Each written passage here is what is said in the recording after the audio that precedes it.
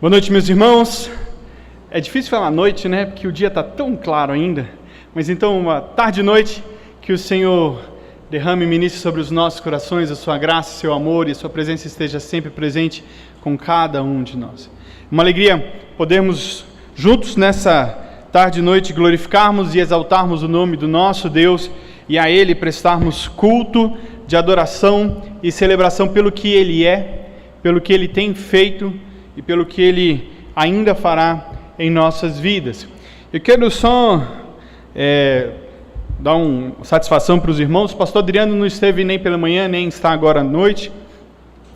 Quem teve a oportunidade de estar aqui na quinta-feira e viu chegando de muletas, ele lesionou o joelho, está com alguns centímetros a mais nos joelhos. Infelizmente não foi por causa da musculação, está inchado e ele não está conseguindo andar direito. Então, que nós possamos juntos clamarmos a Deus pela vida do nosso pastor e que o Senhor esteja o recuperando o mais brevemente possível e ele possa estar mais uma vez aqui conosco. Diz ele que domingo que vem está aqui e a gente crê e agradece e louva a Deus por isso. Antes de nós darmos continuidade à nossa série de sermões, eu queria conhecer, se você tem nos visitado hoje pela primeira, segunda, terceira vez, ou como eu tenho dito nos últimos domingos, se você se sente visitante, levante uma das suas mãos. A gente deseja que você deixe de se sentir visitante e passe a se sentir parte. Se você tem estado aqui, levante uma das suas mãos, nós queremos conhecer. Nós temos irmã ali atrás. Deus abençoe. Amém. Joia, glória a Deus. Então, como eu disse, nosso desejo é que você se sinta bem e que queira fazer parte. Então, se você tem esse desejo, procure a mim, procure algum dos nossos presbíteros e nós daremos encaminhamento qual é o procedimento que o querido pode executar em si. Glória a Deus. Meus irmãos, nós estamos pregando já nos últimos meses a respeito do Sermão do Monte. E eu confesso para os queridos, é a segunda oportunidade que eu tenho de pregar a respeito dessa série. E quão desafiador é. Se você tem estado atento às mensagens que estão sido ministradas e pregadas, quão desafiador é para mim e para você ouvirmos tudo isso, entendermos o que o Senhor Jesus tem nos dito a respeito desse texto e como colocar isso em prática. Confesso, e até comentei com o pastor Adriano durante essa semana, eu falei o seguinte: rapaz, esse texto de hoje é desafiador, porque ele cutuca a gente no nosso senso mais individual, sabe? E como que a gente precisa crescer diante de Deus, ante ao nosso desejo, senso de justiça e tantas outras coisas. Pensando nisso, convido você a abrir comigo a palavra de Deus em Mateus, capítulo 5.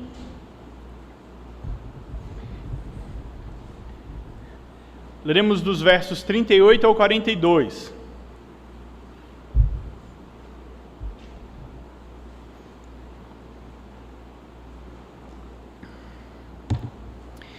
Mateus 5, do versículo 38 até o 42. Diz assim a palavra do Senhor: Ouviste o que foi dito, olho por olho, dente por dente. Eu, porém, vos digo, não resistais ao perverso, mas ao qualquer que te ferir na face direita, volta-lhe também a outra. E ao que quer demandar contigo e tirar-te a túnica, deixa-lhe também a capa. Se alguém te obrigar a andar 1 milha, vai com ele 2. Dá a quem te pede, e não voltes as costas ao que deseja que lhe emprestes. Meus irmãos, esse talvez seja um dos textos que a gente já ouviu comentar de diversas formas, né? Olho por olho, dente por dente, não resista ao perverso. Olha, vamos andar a 2ª milha, a gente tem essa expressão, a gente gosta de usar, né? Nesse momento, vamos andar a 2ª milha. Mas antes da gente entrar no texto, eu queria que a gente pensasse sobre uma situação bastante comum no nosso dia a dia. Eu sou um entusiasta do cinema, gosto muito de ver filme, por mais que não tenha frequentado as salas dos cinemas nos últimos meses, sofro um pouco por causa disso. Mas há alguns filmes e que marcam bastante, principalmente os homens, né? A gente gosta de filme de ação, não é verdade? Aquele que começa com tiroteio no início e termina com tiroteio no final, e a gente não entende nada do que aconteceu no meio, mas a gente sabe que teve tiroteio o tempo todo, a gente fica animado, não é?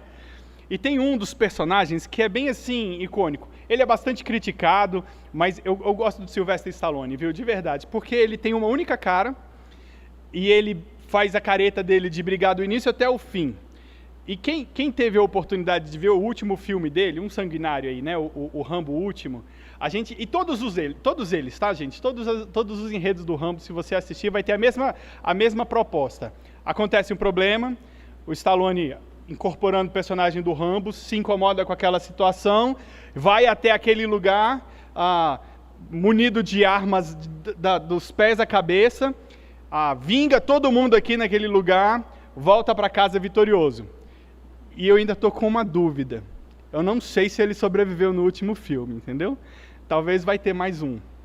Ele é imortal, talvez, assim, né? Tá vivo até hoje. Então, e sabe, aquele sentimento de alguns filmes de ninja. Quantos de nós, assim, adolescente, não assistiu um desses filmes de herói, pegou um cabo de vassoura, colocou nas costas e começou a andar agachadinho assim, fingindo que era um ninja e disparando golpes depois em algum lugar? A gente já fez isso. Ou as crianças que depois assistem os desenhos hoje, os animes, né? Correm com os braços para trás assim. Vocês sabem do que eu estou falando, principalmente os adolescentes, né? Então tá bom. Então, a gente sim, entusiasta, a gente fica animado exatamente com essas realidades de ação, com uns enredos assim, em que a pessoa está defendendo a honra, a dignidade do outro. E um dos filmes aí agora um pouquinho mais leve, tirando a parte do desenho, esse eu acho que todo mundo deve ter ouvido falar dele, que era Os Vingadores, né?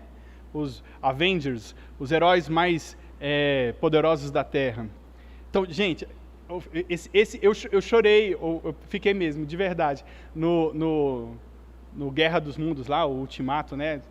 Aquele lá que todo mundo morre. Eu saí de lá assim, puxa vida, que filme terrível.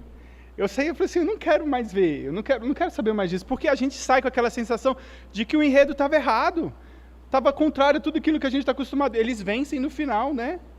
Não, mas esse filme, todo mundo ficou, eu acho que estarrecido com o resultado, com o final. A gente ficou triste, porque a gente queria algo diferente, a gente queria que a justiça fosse feita, que prevalecesse o direito, de que os heróis superassem então aqueles desafios, aqueles obstáculos, e não foi isso que aconteceu. E sabe por que a gente se familiariza tanto? Porque essas realidades paralelas ou virtuais, e eu digo das virtuais, eu estou falando das realidades de ficção. Quando a gente pega aqueles filmes que começam dizendo assim, baseados em histórias reais, aquele lá choca em alguns momentos, a gente... Eu sou um dos que choram com filme, tá? Eu, Samuel, a Júnia ali, a gente chora com filme. E a gente, principalmente quando a gente tinha assim, baseado numa história real, a gente chora. Porque a gente fala assim, puxa, isso aconteceu de verdade com alguém, né? E como que isso comove a gente na ideia de que a justiça não foi feita, que o direito não foi prevalecido, como que a realidade daquelas pessoas foi tão trágica e marcou profundamente a história. A gente simpatiza dessa realidade porque é algo que nós desejamos que seja feito. Porque traz à tona o meu e o seu sentimento, o nosso senso de justiça, a nossa realidade de retaliação, de vingança, de restituição. Nós ouvimos isso o tempo todo e queremos que o nosso direito seja prevalecido. E aí, de repente, a gente chega como um texto desse de Jesus no Sermão do Monte, falando para aquelas pessoas que estavam junto dele ali, dizendo o seguinte: vocês ouviram que no passado, dizendo olho por olho, dente por dente? E agora eu estou dizendo para vocês, não resistam ao perverso. Se você for ferido numa face direita, dá à esquerda. Se você for obrigado a andar 1 milha, ande 2. Se você for ajuizado para poder entregar a camisa ou a túnica, dá também a capa. Não negues aquele que te pede e aquele que te peça emprestado, que você não deixe de fazê-lo. Meus irmãos, aí a gente fala o seguinte: Senhor, o que a Tua palavra está querendo nos ensinar nesse momento? O que ela está querendo nos trazer ao ensinamento, à verdade. Por isso que eu estou dizendo que é um momento e um texto que traz aos nossos corações uma perspectiva assim, difícil às vezes de ouvir e incomoda talvez os nossos ouvidos ante ao nosso próprio senso de justiça e a nossa necessidade de sermos defendidos, de revidarmos. A gente se identifica com isso. Esse texto, o olho por olho, dente por dente, é uma expressão extremamente conhecida e não é restrita à palavra de Deus, às Escrituras. Ela também é conhecida como Lei de Talião ou Código de Hammurabi. Alguns de vocês já devem ter ouvido alguma expressão como essa. E foi registrado antes do Pentateuco ser escrito. Inclusive, a ideia do Código de Hammurabi, ali na Babilônia, tem uma parede grandona ali na Lei de Talião, onde existem vários preceitos especificados quanto a essa questão da reciprocidade. Fez isso, faça aquilo.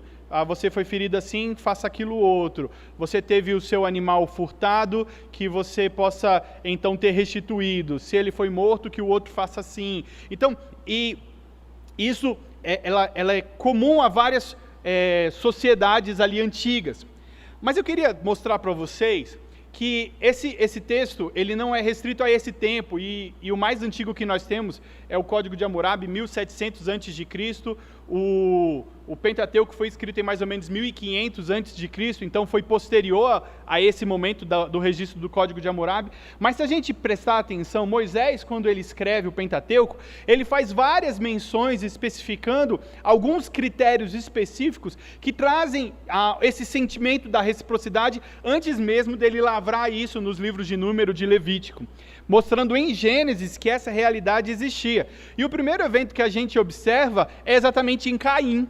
Olha só, o primeiro homicídio foi realizado e a gente tem ali em Caim a realização ou então a manifestação da lei da questão da reciprocidade. Quando Deus se mostra e se apresenta diante de Caim como aquele que estava requerendo dele a vingança por conta do derramamento de sangue de Abel. E a gente tem uma questão interessante sobre isso. Temos em Caim, nós temos falando ainda sobre... E ali então ela tem relações com o homem de uma outra tribo, e ali Levi e Simeão enganam aquela outra nação para que eles fossem todos circuncidados, e nos dias de maior dor, eles vão lá os dois munidos de espada e matam todos aqueles. E essa palavra foi proferida contra eles quando Jacó estava fazendo as bênçãos finais antes dele morrer. Então, a gente tem várias menções específicas sobre essa realidade do Código de Hammurabi, ou da questão da reciprocidade. Olha que interessante um evento que a gente tem em Gênesis. Quando Deus fala para Caim o seguinte: aquele que levantar a mão contra você será ferido 7 vezes mais aquilo que foi feito contra você, na ideia de que as pessoas não levantassem a mão contra Caim. E aí nós temos um descendente de Caim, Lameque, que ele, exaltando assim, com um orgulho a respeito do que foi feito, quando alguém que o fere, ele vai e mata, e um jovem que pisa no seu pé, ele vai e assassina também. E aí ele decreta o seguinte: se foi contra Caim 7 vezes, contra Lameque será executado 70 vezes 7. Muito mais do que a punição seria aplicada contra aqueles que levantassem a mão contra Caim, será levantada contra aqueles que atacarem Lameque. E ele orgulhoso de dizer: eu estou aqui praticando algo terrível. Agora eu queria trazer para os irmãos, talvez uma perspectiva diferente a respeito do que tanto os escribas quanto os fariseus, e exatamente sobre essa realidade aqui a gente traz à tona a questão de Lameque, quanto ao que o olho por olho tinha como sentido aplicado então ali na lei mosaica. Qual era o sentido, o que ele queria que fosse aplicado? Os escribas e fariseus, eles tinham uma proposta, e eles interpretavam essa lei sobre esse seguinte aspecto, de dizer o seguinte: a gente vai tirar agora do coletivo e trazer para o individual, sendo agora colocado uma obrigação de aplicar aquela sentença e de executar aquela punição, mudando então de um limitador para uma realidade impositiva, de um conceito negativo, ou seja, até aqui não façam mais do que isso, para uma realidade ativa. Vocês devem fazer. Ela muda da competência de autoridades específicas constituídas para executar exatamente a sentença para o indivíduo. O que eu estou querendo dizer? Essa era a maneira como os escribas e fariseus estavam dizendo. E quando Jesus olha para eles e diz assim: vocês ouviram o que foi dito? Eu, porém, vos digo. Ele não está escrevendo uma outra lei, e a gente precisa estar atento a tudo isso no Evangelho, principalmente no Sermão do Monte, por várias antíteses que ele tem feito a respeito da interpretação que as pessoas davam à lei, e como que ele, então, trazendo e restaurando o real espírito do mandamento, apresenta para aquelas pessoas, confrontando exatamente uma falsa interpretação e uma aplicação equivocada daquilo que eles estavam fazendo. O sentido e o espírito da lei era para conter os excessos. Exatamente esse tipo de excesso que Lameque exalta e diz que foi feito. Então, os excessos da reciprocidade, dizendo sim, que quando um delito era cometido contra alguém, e a ideia é que até somente igual aquilo que ele fez contra você. Só até ali. Então, quando ele fala, se foi olho, só até o olho. Se foi o dente, só até o dente. Qual é a ideia? Meus irmãos, aí eu queria que nós reconhecêssemos e olhássemos para o nosso coração. Alguém pisa no seu pé. E aí, pisar no pé a gente sabe que é figurativo, né? Alguém te ofende. O que a gente diz? Eu vou destruir ele. A gente vai aniquilar. O nosso desejo de vingança aflora em um ímpeto e em uma intensidade que somente o igual ao que foi cometido contra a gente não é suficiente. O nosso desejo é da destruição total, aniquilação. E se a gente tivesse a manopla do Thanos, a gente faria assim, ó. Na mesma hora. A gente não... Gente, olha só, é verdade. Confessa aqui, não é diante de mim não, mas diante do seu coração. É ou não é verdade que se você tivesse o poder, assim, de simplesmente mentalizar e falar o seguinte, o meu desafeto, suma. Faria ou não faria? É essa ideia que Jesus está condenando aqui. É o excesso. Ele falou o seguinte, vocês estão lembrando do que foi dito, olho por olho, dente por dente, sobre a ideia, faz mesmo. Os escribas e fariseus falavam o seguinte, você foi ofendido? Vai lá, se vinga. Você. Ele pisou no teu pé, pisa no pé dele. Ele falou contra você, vai lá e fala dele. Ele te feriu, fere também. Sob nenhum aspecto de avaliação, julgamento, de contraditório, nada. Eu fui ofendido, eu vou lá e vou tomar conta, vou pedir satisfação. A gente gosta dessa, né? Vou lá pedir satisfação para o outro. Vou resolver os meus problemas. É desse jeito que eu quero fazer. Jesus, então, ele está trazendo para a gente a interpretação adequada da lei. Ele está que a gente entenda qual é o espírito do mandamento, qual é o espírito da lei, o que está por trás disso, qual que é a mensagem que está aqui sendo apresentada. A gente primeiro precisa entender uma coisa, e todas as vezes que temos pregado a respeito do Sermão do Monte, a gente tem feito essa menção porque ela é importante. Porque se a gente não fala isso, a gente pode entender uma parte dissociada do todo. Esse parágrafo do Sermão da Montanha, ele precisa ser amparado pelo seu contexto. Aquilo que vem antes e aquilo que vem depois também. A gente não pode dissociar ele do conjunto. Então, quando a gente acaba de sair das bem-atitudes, né? E ali nós temos bem-aventurados humildes de espírito. E tantas outras afirmações que nós temos. E aí Jesus, então, mais uma vez afirmando, vocês ouviram o que foi dito no passado, eu não vim revogar a lei, eu vim cumprir. E ele traz, então, o verdadeiro sentido daquilo que foi aplicado. E muitas pessoas pegam esse texto, e principalmente aqui o versículo 39, e dissociam ele de uma realidade que está aplicada aqui, para justificar o aspecto da não resistência a Herol, de jeito nenhum. A gente simplesmente quer dizer o seguinte, olha, não resista ao perverso. Não resista. E alguns chegam ao ponto de usar esse versículo para dizer que forças policiais são pecaminosas. Porque a força policial ela está lá para resistir e coibir o perverso. Isso parece com alguma coisa que a gente às vezes ouve, né? De que a gente tem que limitar a ação, de que não pode coibir.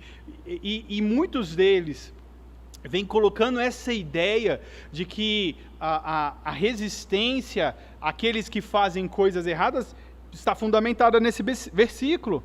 Mas não é isso exclusivamente, não é isso que esse texto está nos dizendo. A gente precisa entender também que esse mandamento foi dirigido para um público específico. E durante a exposição você vai entender direitinho isso. Esse mandamento foi endereçado para os cristãos. O ímpio não consegue, de forma alguma, ouvir, conceber, digerir e viver isso. Não consegue. Ele não tem como fazer isso. Não é possível vislumbrar um ímpio desenvolvendo e aplicando os princípios que estão aqui. Eles são contrários à nossa natureza carnal. E se não formos movidos pelo Espírito Santo para agirmos em conformidade àquilo que a palavra de Deus está nos dizendo, nem mesmo nós o faremos. Porque nós lutamos veementemente contra os princípios da Escritura por causa da nossa natureza carnal inclinada para o pecado. Por que eu disse que isso era difícil para a gente ouvir?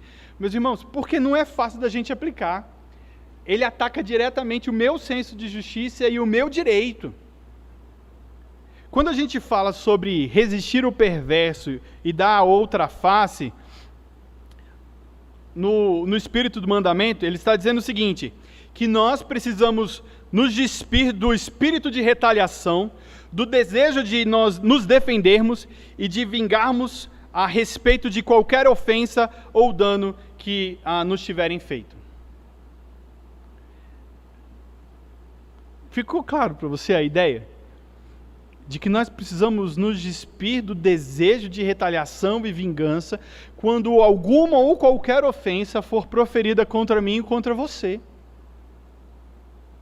Contra mim e contra você. No instante que a gente é ofendido, eu quero revidar. A gente quer retaliar. A gente quer processar. Brasileiro até que não tem muito isso, né? Mas a gente é ofendido, a gente fala assim, vou processar você, né? Vou te levar para o tribunal, alguma coisa assim. É esse aspecto que preocupava Jesus e era isso que ele trazia à tona aqui. Ele vingança. E a gente ainda tem as máximas, né? A vingança é um prato que a gente come frio. Porque alguns até assim, podem tentar retaliar na hora, imediatamente, mas a ideia do prato frio é que você deixa aquilo ali, então vai digerindo, vai alimentando, a gente vai maquinando, matutando, planejando, arquitetando, até que a gente fala o seguinte, o meu plano está pronto. E a gente fala às vezes assim, o meu plano maligno, né? Talvez você já tenha dito isso, nem que de brincadeira. Mas você falou o seguinte, eu arquitetei, ainda faz até o gestinho do Mr. Burns. A gente tenta exatamente levantar esse nosso senso de desejo de retaliar. Mas eu queria trazer para você um aspecto bastante interessante que a Bíblia nos traz. Romanos 12, 9 nos diz, a mim me pertence a vingança e eu retribuirei, diz o Senhor. A mim me pertence a vingança. E depois de ter pregado durante esse ano quase todo em Salmos, e a gente pregando do Salmo 1 até o Salmo 12, nesses últimos meses, meus irmãos, quantas vezes nós temos nesses 12 textos, Davi apresentando diante de Deus a sua queixa, e ele não se colocando ali como aquele que levantaria a mão para poder justiçar a sua causa, mas ele recorrendo a Deus em todas as circunstâncias, dizendo, Senhor, olha para mim, olha para a gente, olha para a causa que está acontecendo, levanta-se contra esses que estão vindo contra mim. E depois que a gente chegar no Salmo 150, eu acredito que a gente vai ver mais situações ainda. E por que eu estou citando os Salmos? Porque eles são expressões da alma daqueles que viveram antes de nós e que derramavam diante de Deus a forma como nós devemos então também fazê-lo.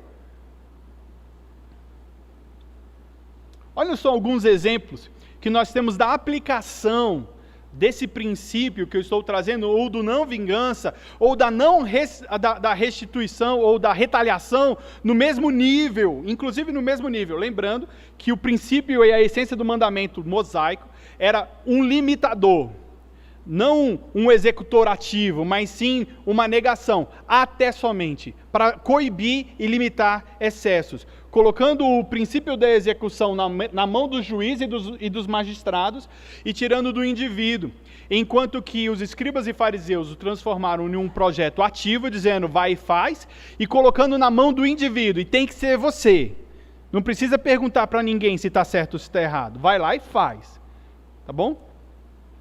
Olha como que a gente tem, quando Abraão, ele vai lá, socorrer o seu irmão, seu sobrinho Ló, embora ele revelasse anteriormente como um sobrinho muito cobiçoso, quando ele foi preso, e aí Abraão vai lá com uma milícia e resgata Ló da mão dos seus opressores. A gente ainda tem José, que agiu com generosidade quando ele teve os seus irmãos em suas mãos, agora munido de autoridade como governador do Egito, ele poderia deixá-los presos para sempre. Não, ele agiu com misericórdia, e então ele amou os seus irmãos e preservou-os ali naquela situação.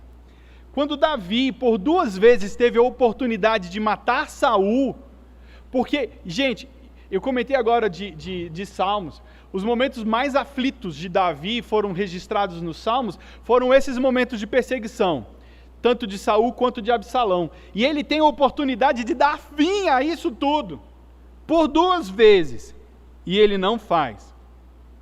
Quando Eliseu, ele põe pão e água diante dos sírios invasores. Quando Estevão intercede em favor daqueles que o apedrejavam até a morte. E ainda, a gente não pode esquecer de Jesus, quando na cruz, ora ao Pai pedindo que, Pai, perdoa, porque eles não sabem o que fazem. Quando o texto está falando sobre dar a outra face, ele está dizendo sobre renunciar o meu direito de vingança, o meu direito de retaliação. A essência desse mandamento, dessa parte, como eu disse, não era impositivo, mas restritivo, ou seja, ele ensinava o limite imposto para a aplicação da pena. O espírito do mandamento, ele trazia a mensagem de resignar-se ante ao seu ofensor. Ou seja, eu preciso parar e pensar a respeito do que foi feito contra mim, para que assim eu não possa agir como ele fez comigo. Vamos pensar em uma coisa aqui para a gente poder entender isso direitinho. Quando a gente fala, e aí eu preciso que você preste bastante atenção nisso que eu vou dizer agora, sobre não agir com a retaliação, ou renunciar ao meu direito de vingança, ele não está falando em deixar que a injustiça impere, que ela não seja coibida, mas a gente precisa usar os meios adequados para isso. Jesus está voltando mais uma vez lá para o sentido original do mandamento. O foco de Jesus aqui não era a injustiça no aspecto coletivo, mas sim a aplicação ao coração indivíduo. Então, quando a gente estiver lendo esse pedaço aqui, eu tenho que olhar para dentro do meu coração. Como que eu lido com as ofensas que são praticadas contra mim? Ele não está dizendo aqui, se você vê alguém praticando a injustiça contra o outro, e você tem consciência disso, que você deve ficar omisso, isento, e fala o seguinte, eu não vou resistir ao perverso. Não, é o nosso dever levantar-nos contra a injustiça. Agora, quando nós somos, então, os ofendidos, a ideia é que a gente fala o seguinte, e a gente vai entender um pouquinho mais para frente o porquê que a gente tem que, então, renunciar o meu direito de vingança. Quando a gente ouve isso daqui, o ensino que ele está nos trazendo refere-se às preocupações comigo mesmo. Ou seja, eu fui insultado, ferido, por conseguinte eu tenho que defender-me, bem como defender a minha honra. É essa atitude que o Senhor Jesus ansiava por banir das nossas vidas. É isso que ele está chamando a nossa atenção. Meus irmãos, quando eu estudando, eu cheguei nesse momento aqui de entendimento, eu falei o seguinte: Senhor, tem certeza mesmo? A nossa honra é um negócio que a gente, assim, preza tanto, né? Defender a nossa honra, e aí a gente traz à tona todos os códigos dos cavaleiros sobre o aspecto de honra, de defender o humilde. Mas a gente tem que defender o humilde, a gente tem que defender a justiça, nós temos que defender a honra. E a gente precisa olhar sobre o aspecto amplo e geral de tudo isso. Agora, quando eu sou ofendido, eu não tenho que me preocupar com essas coisas. O texto continua, ele fala sobre também dar a capa. Vamos entender um pouquinho essa ideia de dar a capa. No princípio legal, que imperava na época em que Jesus estava dizendo isso, ele falava que se alguém buscasse restituição ou pagamento de dívida a respeito de algo que você tinha em débito com outra pessoa, ele poderia processar e penhorar ou pedir para que fosse executado a sua roupa íntima, a sua roupa de baixo. E aí a gente tem que lembrar um pouco, às vezes, das cenografias daquilo que a gente vislumbra como indumentária, como as roupas da época de Jesus. Eles vestiam como se fosse uma túnica, aqueles vestidões que às vezes a gente vê nas encenações, né? E como se fosse um roupão, que seria a capa, aquela parte que vem por cima de tudo isso. Então ele está dizendo o seguinte, que esse roupão parece um vestidão, aquelas togas de coral, né? Aquilo ali poderia ser processado e dado como penhor, e se ele fosse sentenciado, aquela parte de roupa dele poderia ser então utilizada como pagamento da dívida. Mas a capa não. A capa era algo tão especial para os judeus, que se aquilo ali fosse utilizado como penhor, então eu estou dizendo o seguinte, eu quero comprar isso de você, eu ainda não tenho dinheiro, eu vou trabalhar para poder ganhar o dinheiro, e eu estou aqui deixando a minha capa como penhor da minha dívida para que ela venha a ser paga. Aquela parte da roupa ficaria durante o dia, e à noite ele iria lá, pegava, restituía e levava consigo, para que ele pudesse se proteger do frio, porque essa parte da capa era utilizada inclusive como roupa de cama. Então ela era tão preciosa, e Jesus está dizendo o seguinte, olha, se alguém está processando você, para que você então dê a sua capa, a sua túnica, dê também a capa. Entregue mais daquilo que você está sendo processado, ou então ordenado a ser feito. Ele não podia de alguma forma ser despojado das suas roupas mais externas, que é essa parte da capa.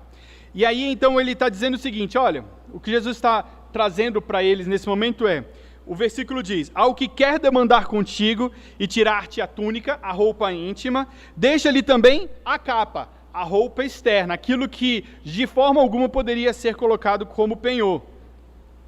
Ele está colocando aqui uma menção ou um contraste a respeito dos meus direitos versus os meus deveres, as minhas obrigações. Como eu disse, nós temos um ímpeto e um desejo muito grande de levantarmos os nossos direitos e dizermos, eu tenho direito a isso. Você não pode então fazer isso. E mais uma vez eu estou sendo aqui chamado diante de Deus, a partir do ensinamento de Jesus, a renunciar aos meus direitos. A abrir mão deles, a dizer que eu não tenho mais direitos. Os homens vivem pensando nisso. Esse é o espírito mundano que tem sido colocado aqui, o homem natural. Ele precisa defender a carne e sobre isso ele insiste. Agora, Jesus ele se empenhou a poder trazer isso para a gente e demonstrar que essa não é a atitude certa e verdadeiramente cristã.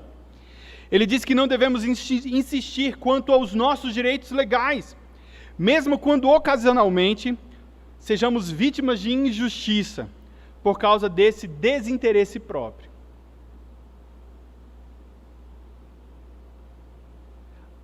Percebe como que isso assim, vai assim, eu pregando aqui, eu estou pregando para mim, tá, meus irmãos?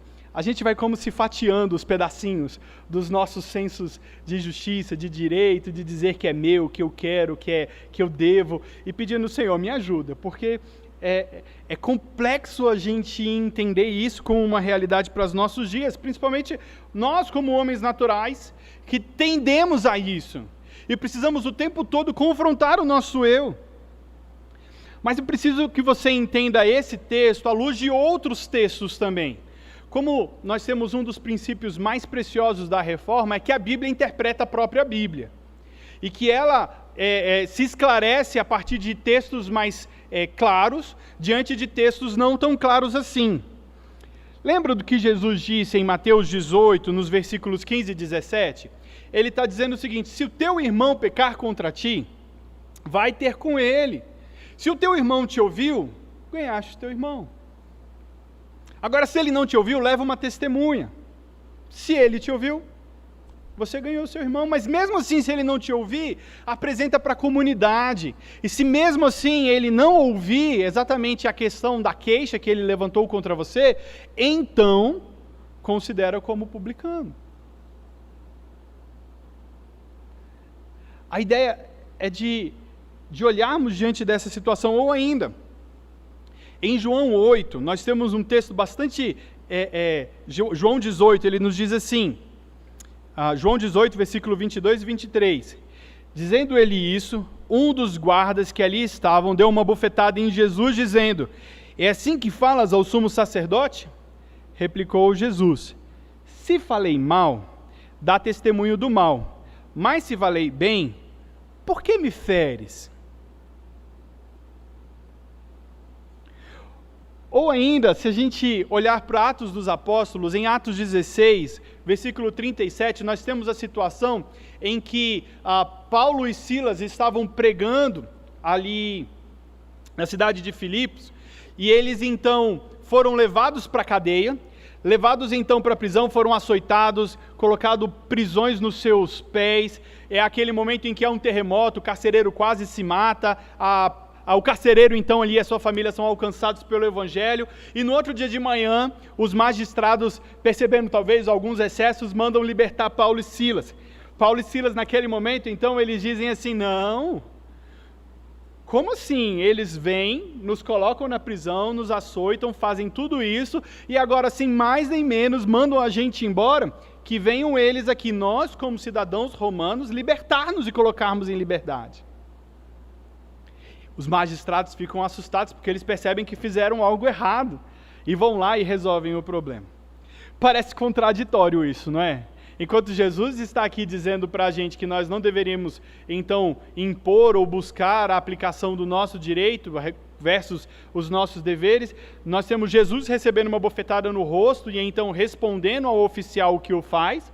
Nós temos ainda o aspecto de que se o irmão pecou contra você, você então ir mover todo um processo para que aquele irmão possa ser restituído, e caso ele não reconheça, seja então disciplinado. E ainda nós temos Paulo ali e Silas, quando presos, evocando um direito para que ele pudesse ser aplicado. Então deixa eu explicar agora, e esse momento é o momento que fica um pouco mais claro esse aspecto do direito versus o nosso dever versus o nosso direito. Deixa eu ler um pedacinho de um texto aqui para você. Essa observação que está sendo colocada aqui são exemplos e ilustrações de que o nosso Senhor e seus apóstolos teriam insistido sobre os seus direitos pessoais. Não é isso. Eles não estavam insistindo por seus direitos pessoais. O que o nosso Senhor fez foi reclamar contra a transgressão da lei. O seu protesto foi erguido para salientar o valor da lei. E é como se ele tivesse dito àquele guarda: ferindo-me dessa maneira, como você bem sabe, você está transgredindo a lei. Jesus não indagou os seus algozes: por que vocês estão me insultando? Mas o aspecto que Jesus estava fazendo era: vocês estão transgredindo a lei. Da mesma forma, quando um irmão peca contra a gente, ele está transgredindo a palavra de Deus. E ele precisa então ser admoestado quanto ao cumprimento da palavra de Deus, não contra o que ele fez contra mim, mas porque em última análise ele pecou contra Deus. E quanto ao pecado dele contra Deus, ele precisa ser admoestado e advertido a fim de que ele então volte dos seus caminhos. Não por causa daquilo que fez contra mim, mas por causa daquilo que ele fez contra o mandamento. Da mesma forma, os apóstolos, quando ele agiu da mesma forma ali, Paulo e Silas, o protesto que eles fizeram ali, de ter sido lançado da masmorra, eles não fazem por conta daquilo que aconteceu contra eles, mas porque eles foram contra a lei que imperava naquele momento. E nós temos aqui um aspecto da lei cristã, ou seja, da palavra de Deus, quanto ao aspecto do irmão ter pecado contra você.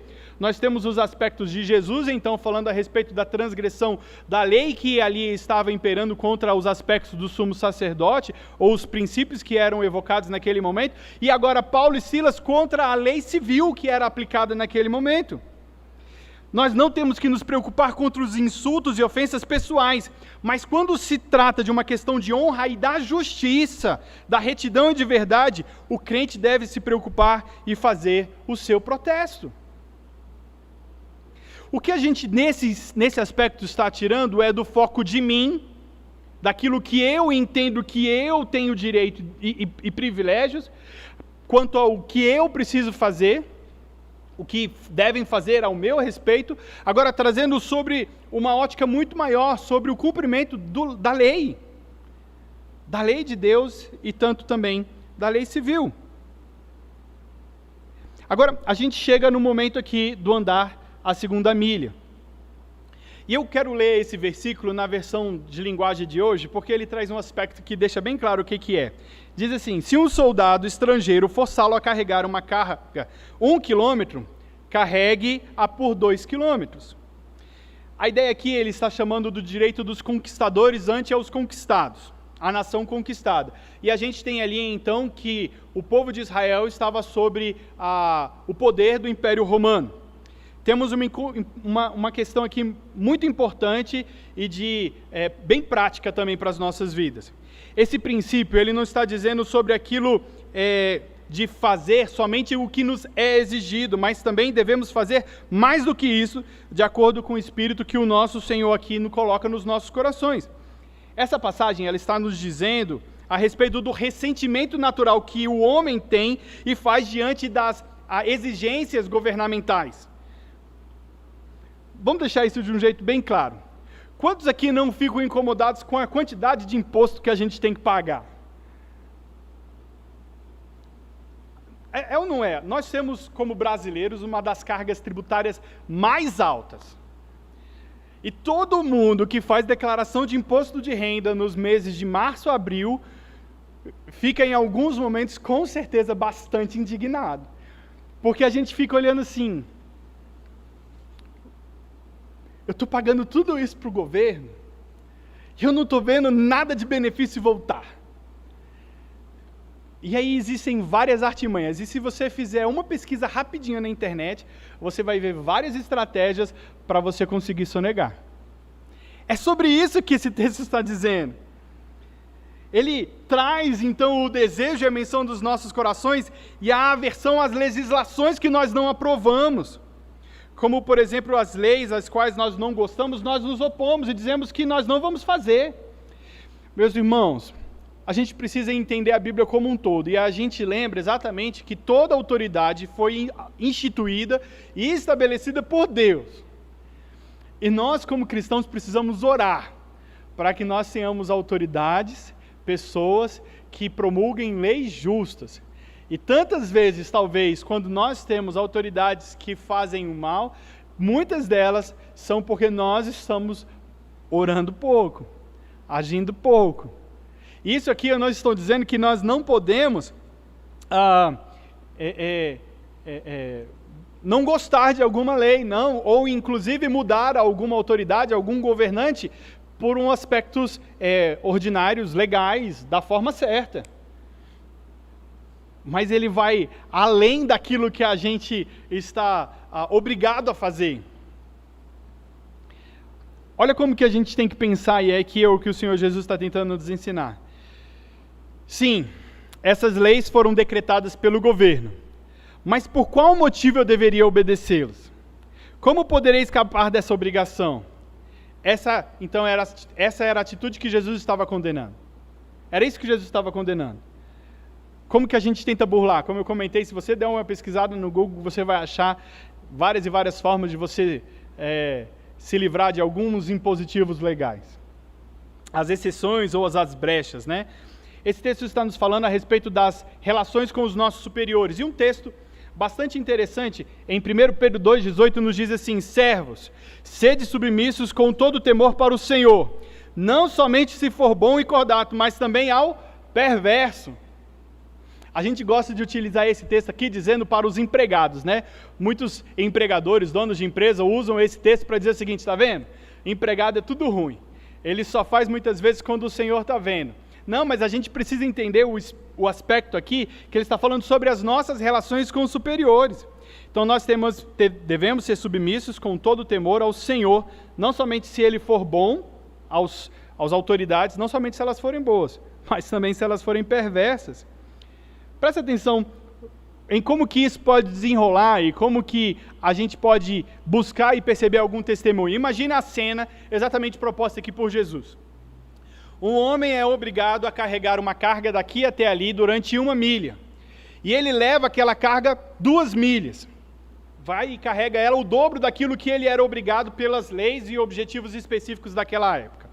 Imagina só o que aquele senhor que estava vendo aquele servo, aquele cidadão, aquele que foi obrigado a executar por obrigação um X, executar o 2X. Talvez ele olhe para ele o seguinte: esse homem é diferente dos outros. Não parece estar preocupado somente com os seus próprios interesses. Ele está indo além. Sabe um dos textos que mais ecoa na minha cabeça? É o texto quando Jesus falando numa parábola, e ele finaliza a parábola dizendo o seguinte: olha, servo mau e fiel, você só fez aquilo que te foi demandado. Somente a sua obrigação. Só o que você tinha que fazer. Percebe como que eu e você somos encorajados a termos uma atitude cristã muito além do normal? E por que que esse texto ele foi endereçado para os cristãos? Você consegue enxergar alguém digerindo isso de forma natural? A gente como cristão talvez tenha dificuldade de digerir isso. Imagine o ímpio, ouvindo isso e aplicando na sua vida, no seu dia a dia. Como eu disse, isso não nos impede de discordar dos governantes, das leis, mas nós devemos fazer isso pela forma correta, tá? E por último, a gente tem um aspecto aqui de dar e emprestar. Esse talvez seja o texto mais estranho a respeito de todo esse momento, mas ele é o mais importante nesse pacote, para que a gente possa entender o verdadeiro espírito dessa perícope, desse aspecto que Jesus está trazendo aqui. Quando ele fala para aquelas pessoas que o estavam ouvindo, dar e emprestar, ele está dizendo o seguinte: negue o seu eu. Está totalmente errada a atitude que diz: o que eu tenho agarro firmemente, pois o que é meu, eu não posso dar ouvido às petições daquelas outras pessoas, porque em última análise, eu é que teria que sofrer. O egoísmo, então, empeirado dentro do meu orgulho e do desejo do que é meu, eu não vou nem um pouquinho mais para ajudar aqueles. O que ele está considerando aqui é a tendência do ser humano, por causa do seu próprio eu, do seu egoísmo, do seu espírito egocêntrico, do desejo de acumular e de ter cada dia mais. Aí um texto que nos ajuda a entender bastante isso é de 1 João 3, 18 e 19, que diz assim: aquele que possuir recursos desse mundo e vir o seu irmão padecer necessidade e fechar o seu coração, como pode permanecer nele o amor de Deus? Filhinhos, não amemos de palavra nem de língua, mas de fato e de verdade. E como que isso grita aos nossos corações em um tempo que a gente está tentando acumular cada dia mais, ter mais e mais para satisfazer o nosso próprio desejo, nós somos então desafiados a olhar para a necessidade do outro e dizer: como que eu posso te ajudar? Como que eu posso te socorrer? Como que eu posso estender a minha mão a você? Perceba uma coisa. Um dos textos que me ajudou a refletir bastante nesse texto é o de 2 Timóteo 2,4, que nos diz assim: nenhum soldado em serviço se envolve nos negócios dessa vida, porque o seu objetivo é satisfazer aquele que o arregimentou. Eu e você precisamos negar com maior veemência o nosso eu, morrer para nós mesmos Ninguém pode pôr em prática o que o nosso Senhor Jesus ilustrou aqui, a menos que já tenha rompido definitivamente consigo mesmo. Rompido quanto aos seus direitos, quanto aos seus, a sua própria pessoa, sobre os aspectos que ele tem a respeito de si mesmo, rompido quanto ao direito de determinar o que fará, e sobretudo ainda, quanto ao dever que tem, ele precisa romper com aquilo que comumente chamamos dos nossos direitos pessoais. Nós estamos falando aqui de renunciar a nós mesmos, morrer definitivamente para a gente. O Dr. Jones, ele cita uma situação bastante interessante a respeito de George Miller, que escreveu algo bastante significativo para ilustrar o que esse texto nos diz, e ele fala o seguinte: houve um dia em que eu morri totalmente, morri para George Miller e suas opiniões, preferências, gostos, vontade, morri para o mundo, sua aprovação e censura, morri para aprovação ou condenação da parte dos meus próprios irmãos e amigos, e desde então tenho me esforçado tão somente para ser aprovado diante de Deus. Ele está trazendo aqui um princípio bastante significativo a respeito de todo esse texto que nós estamos estudando aqui. Ele fala a respeito do temor de Deus versus o temor dos homens. Ele fala que é muito mais valioso e importante eu buscar satisfazer e ser aprovado pelo meu Deus do que ter o meu próprio direito ou ser aprovado pela opinião dos demais. Olha como que Gálatas 2, 20 e 21 nos ajuda a viver isso. Porque eu, mediante a própria lei, morri para a lei a fim de viver para Deus. Estou crucificado com Cristo, logo já não sou eu quem vive, mas Cristo vive em mim. E esse viver que agora tenho na carne, vivo pela fé no Filho de Deus, que me amou e a si mesmo se entregou por mim. Enquanto eu não morrer para mim mesmo, estiver evocando qualquer desejo, direito, vontade, atributo meu, eu vou estar indo contra aquilo que o Senhor tem para a minha vida. Enquanto satisfazer o Senhor não for a única, às vezes a gente diz que é a primeira, não, enquanto ela não for a única expressão da minha vida, eu vou deixar que tantos outros desejos gritem bem forte no meu coração e faça com que eu busque o meu direito, aquilo que é importante para mim, aquilo que eu quero, e vou me preocupar com a opinião dos outros, com as ofensas que fizerem contra mim. Não! Eu e você precisamos ser crucificados com Cristo na cruz, para que enquanto a graça do Senhor age nas nossas vidas, nós então revivermos com Ele, e assim não mais eu viva, mas Cristo viva em mim. O aspecto principal desse texto não é a respeito do que nós fazemos, mas sim quanto ao que nós somos, porque aquilo que nós fazemos reflete quem nós somos. Ele está olhando para o meu coração. Como eu disse, ele não é um mandamento, um aspecto que olha para o coletivo, mas ele está olhando para mim, olhando para você, na sua particularidade, na sua individualidade, dentro do seu aspecto de fé e relacionamento seu com Deus, e seu com o coletivo também. E para que a gente possa então aplicar isso, a gente precisa fazer uma análise honesta do nosso eu, de como lidamos com as questões que foram levantadas aqui durante todo esse tempo. E precisamos enfrentar isso com verdade, sinceridade, reconhecendo as áreas das nossas vidas que ainda não foram completamente transformadas pelo Evangelho. Há tantos momentos que nós desejamos e evocamos o nosso próprio desejo. E aí, mais uma vez, eu quero usar as palavras do Dr. Jones, que ele sugere que realizemos um autoexame diante dessa situação. E ele relaciona algumas perguntas, e eu queria que você prestasse bastante atenção quando nós estivermos vivendo uma situação que possa ser evocada quanto a alguns momentos aplicáveis como esse texto. Ele nos sugere fazermos as seguintes perguntas. Exatamente, por qual motivo essa questão me aborrece? A outra, por que fico triste ao deparar-me com ela? Depois, qual é a minha verdadeira preocupação diante dela? Estou realmente interessado por algum princípio geral de justiça e retidão? Princípio geral de justiça e retidão? Eu fico verdadeiramente comovido e perturbado pelo fato que em meu coração estou procurando defender uma causa justa, ou se confessasse com honestidade, apenas estou preocupado comigo mesmo? Será tudo isso apenas aquele terrível e sujo egocentrismo e autointeresse, aquela condição mórbida que tomou conta de mim?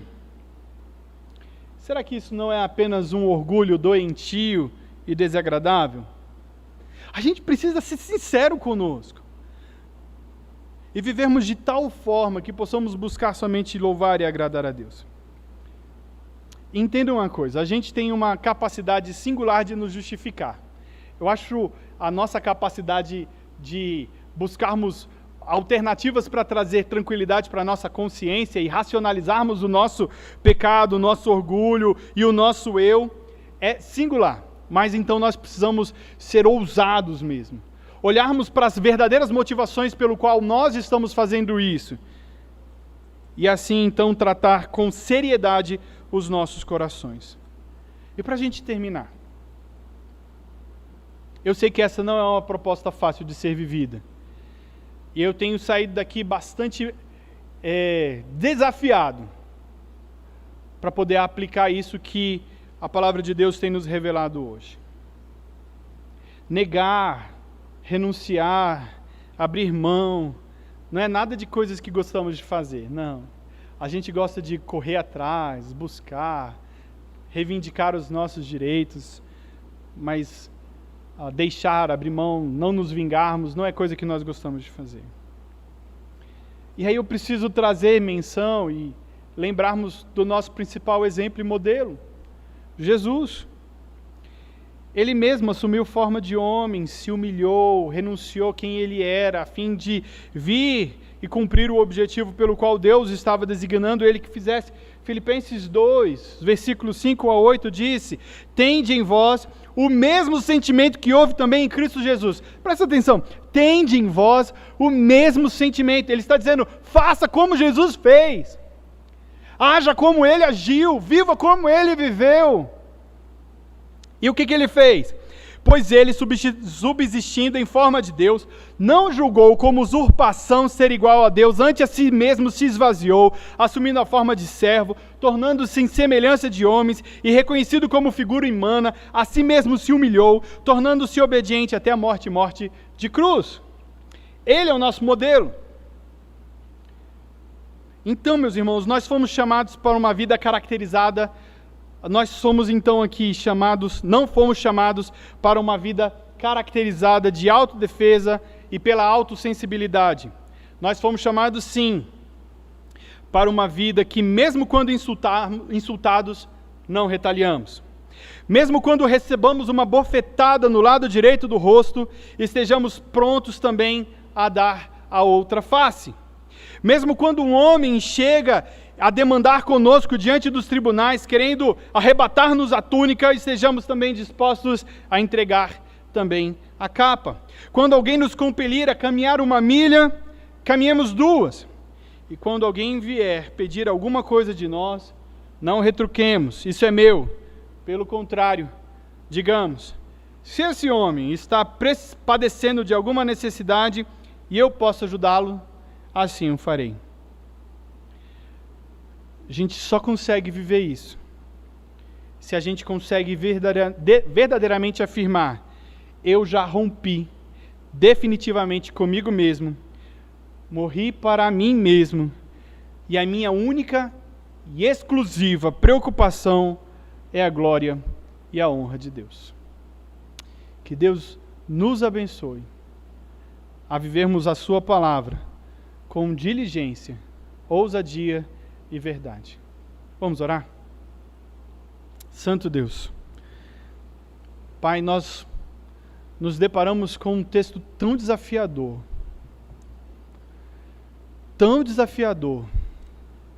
porque ele atinge diretamente o nosso orgulho, o nosso ego, atinge diretamente o nosso eu, a coisas tão valiosas, tão preciosas, tão caras, tão importantes para a gente. Algo assim porque somos carnais. Algo assim porque somos pecadores. Senhor, e se não for a tua boa mão, misericórdia e graça nas nossas vidas, sucumbimos. Nós rejeitamos essa palavra e dizemos que ela não faz parte dos aspectos que nós como cristãos devemos viver. Pai, que o Santo Espírito do Senhor venha sobre as nossas vidas a agasalhar essa verdade, mesmo que difícil, mas que agasalhemos essa verdade em nossos corações. E que quando chegarmos em situações no nosso dia a dia, que precisarmos, Pai, lançar mão das verdades aqui aplicadas e verdades aqui ensinadas, verdades da Tua Palavra, nós o possamos fazer de pronto, negando o nosso eu, sabendo de verdade que não é fácil, mas negarmos o nosso eu, e que possamos diante do Senhor, pronta e diligentemente, matarmos o nosso eu, o nosso orgulho, a nossa soberba, o nosso desejo, a nossa autoafirmação, o nosso desejo de reconhecer meu valor, meu direito, aquilo que me é precioso, mas estarmos única e exclusivamente buscando satisfazer o Senhor. Ó Pai, afirma a nossa fé, fortalece-nos, Pai, para vivermos isso com diligência. Oramos em nome de Jesus. Amém, amém e amém. Glória a Deus. Meus irmãos, nós já estamos encerrando este momento de culto. Eu vou estar, mais uma vez, orando e impetrando a bênção. E eu quero louvar a Deus, porque essa semana nós tivemos várias reuniões das sociedades internas, e durante toda essa semana eles foram encaminhados às lideranças para o próximo ano, e eu louvo a Deus por ter despertado e colocado diante dos servos do Senhor desejo de servirem a Deus pronta e verdadeiramente. Então, a nossa SAF, que já havia deliberado, e essa semana nós tivemos a UPH, a UCP, a UPA e a UMP, a Junta Diaconal, que o fez também já há umas 2 semanas. Glória a Deus, porque nós estamos com o povo disponível, disposto para o serviço do Senhor. Amém? Vamos ficar de pé. Em nome de Jesus, nós vamos orar e nos despedir para os nossos lares. Pai, muito obrigado por essa noite, momento de celebração diante do Senhor. Quando somos desafiados a viver a Tua Palavra, sim, Pai, nós fomos desafiados, tenho sido desafiado. E eu clamo que essa palavra fique ecoando em nossos ouvidos e corações durante essa semana.